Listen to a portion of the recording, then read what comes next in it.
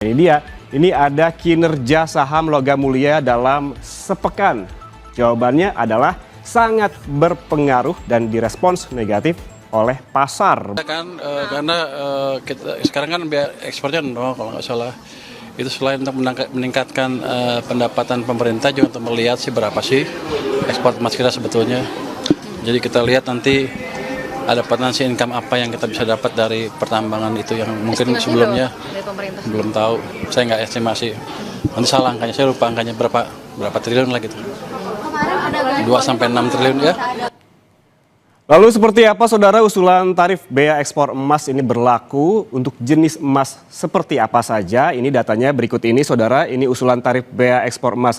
Di antaranya saudara ada jenis DOR atau yang berlaku dengan pajak keluar sebesar 12,5%. Ini jenis DOR ini yaitu emas tengah jadi dengan campuran mineral. Kemudian juga yang kedua ada granules. Ini pajaknya sebesar 12,5%. Granules ini adalah butiran emas hasil pemrosesan. Sementara yang ketiga ada cash bars.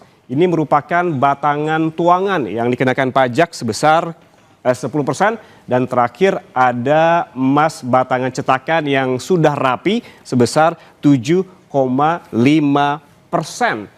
Dan angka-angka ini saudara berlaku dengan syarat harga emas global di bawah $3.200 Amerika Serikat per troy ounce.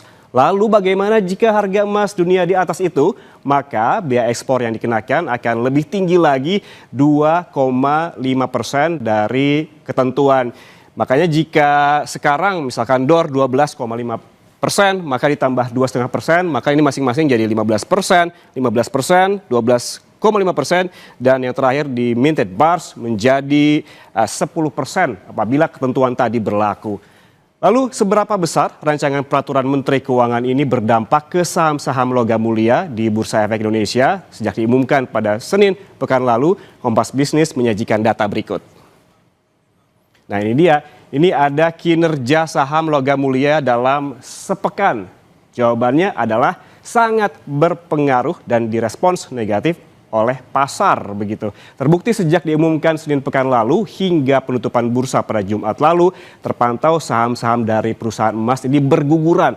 Kompas Bisnis saudara ini menyajikan beberapa saham sebagai contoh saja begitu. Di antaranya kita melihat yang paling populer adalah Antam atau dengan kode ANTM. Ini dari Senin pekan lalu turun 4,28%. Kemudian kita lihat juga ada AMMN yang turun 3,36%.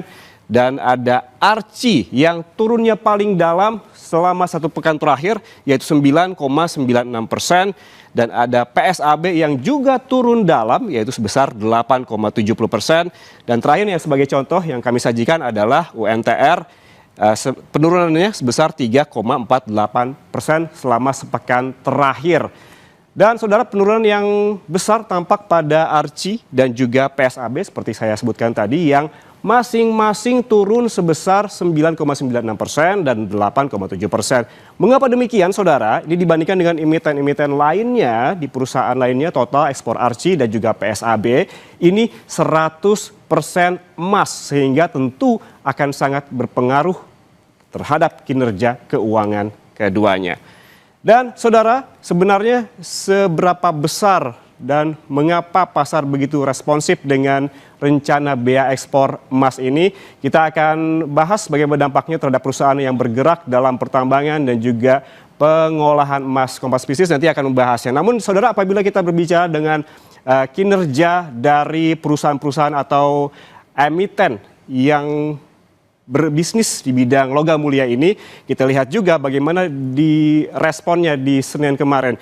Apabila ini merupakan angka-angka selama satu pekan terakhir saudara, pada saat pengumuman itu dilakukan pada hari Senin pekan lalu, justru penurunan juga terjadi tapi tidak sedalam ini. Namun hari demi hari begitu ya selama satu pekan, bahkan di penutupan bursa kemarin penurunan ini terjadi semakin dalam, bahkan terhadap emas Antam yang populer yang ekspornya tidak sampai 100% begitu. Dan AMMN juga yang ekspornya tidak sampai 100% juga terus turun hingga mencapai 3,36%.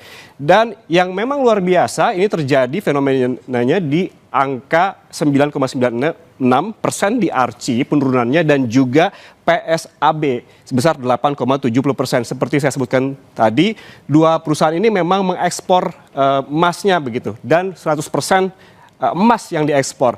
Sementara UNTR memang persentase emas yang diekspor tidak begitu banyak sehingga kita lihat juga penurunan sahamnya juga tidak begitu besar begitu dibandingkan dengan yang lainnya sebesar 3,48%.